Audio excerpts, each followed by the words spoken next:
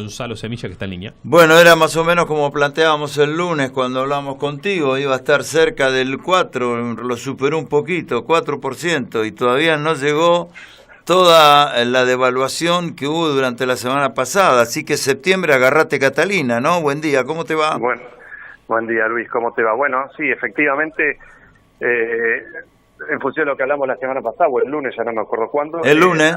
El lunes, sí, bien, hablábamos en torno al 4 y fue el 4.1, como vos decís.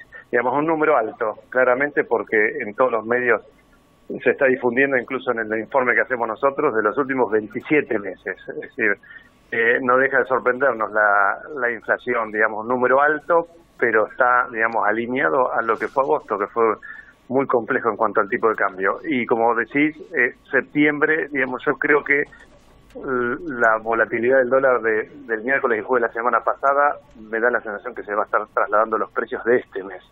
Además del combustible que volvió a aumentar. Combustible, viene está lo de los servicios, los alimentos, todo el mundo te está diciendo que están arriba del 10-15%. Sí, se está leyendo. Yo, digamos, el sábado había estado con alguien de una cadena de supermercados grande y me decía que el cambio de precio de listas venía en torno al 10% y ahora lo ves en los mayoristas, etcétera, están anunciando esa escalada de los precios. Así que yo creo que septiembre va a venir también bastante calentito en ese sentido. Mira, que no tenemos paz, Va a ser, digamos, incluso ayer publicaron el relevamiento de expectativas de mercados, el que se llama REM, que digamos es una especie de encuesta que se les hace a más de 50 empresarios, consultores, instituciones bancarias, etcétera, que hace el Banco Central, y este año corrigieron permanentemente todas las proyecciones, y el IPC, digamos, lo que es la inflación, ya están calculándola en 40. Yo me acuerdo haber hablado con vos en el 30, del 32, del 35, ya están estimando en 40%. Pero no, yo recién recordaba, y esta mañana también, parece que hubiese sido hace 15 años, 20 años, no sé, el siglo pasado. No, hasta marzo, abril, el gobierno seguía insistiendo con el 17 en la discusión salarial, por ejemplo, con los maestros de la provincia. No, el 17, y de ahí no nos movemos. Hoy ya estamos hablando de el propio gobierno, el propio Duhovne está reconociendo arriba del 40%, ni siquiera la meta estipulada hace 2 meses con el Fondo Monetario Internacional, en donde se había dicho de un 32%.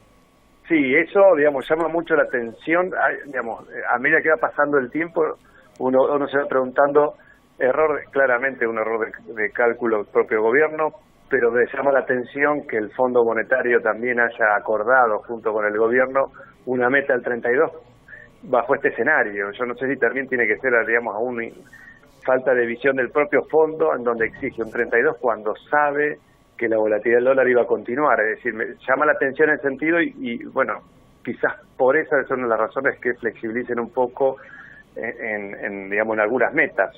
Digamos, evidentemente la primera revisión no la estamos pasando.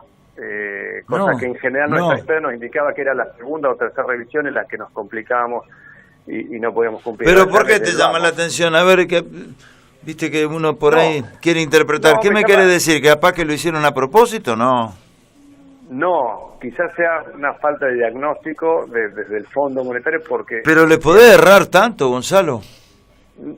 No, lo que pasa es que en el momento que cerraron con el fondo, que fue el principio de junio aproximadamente, obviamente no se estaban imaginando lo que ocurrió sobre agosto, claramente.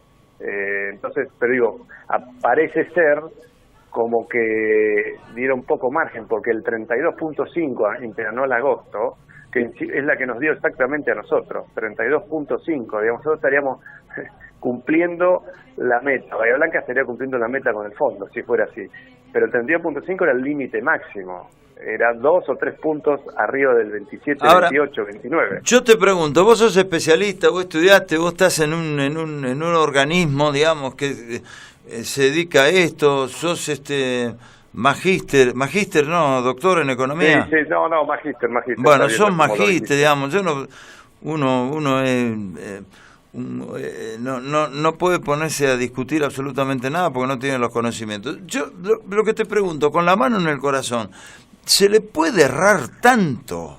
¿Se puede pasar del 10 al 15, del 15 al 17 y del 17 vas a saber a cuánto? ¿Se puede errar tanto en tan poco tiempo? Bueno, es evidente que lo que se está, digamos, discutiendo sobre la mesa es la falta de diagnóstico del gobierno.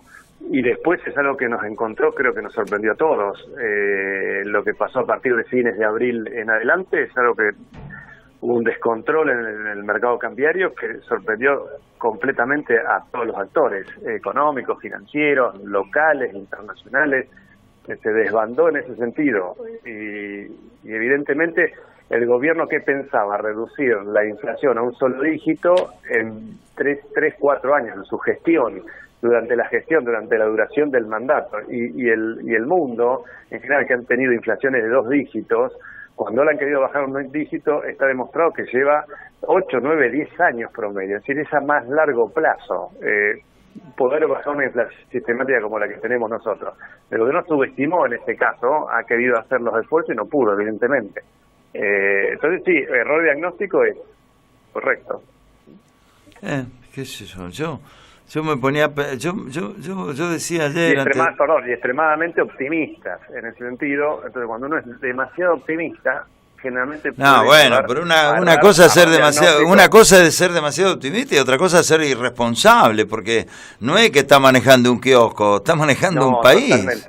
Totalmente. Por eso las consecuencias de un mal diagnóstico termina ocurriendo lo que estamos analizando y conversando: mayor nivel de desempleo, una recesión muy profunda, sectores que empujan la economía como el sector de la construcción, automotriz, metalmecánica, con caídas muy importantes, la industria también. Es decir, si bien no es porque es responsabilidad de un mal diagnóstico, es un mal sistémico nuestro también, y cuando las expectativas son las peores porque no tenemos buena imagen, porque no sabemos comunicar, porque nos cuesta bajar la desconfianza, todo se esteriliza.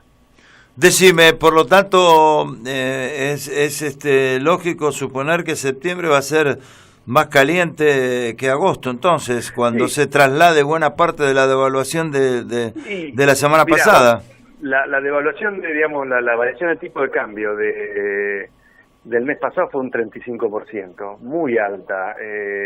Nos fue un sacudón muy fuerte y fue sobre fin de mes. Perdóname, a ver si logro entenderte.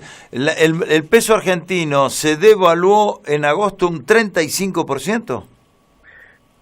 Y fíjate que estábamos en 28, 29 y se nos fue a casi 40. 10 pesos saltó. Sí. Casi, ponele que entre punta y punta, 28, 20 y pico a 38, 30 y pico, 10 pesos fue en un mes.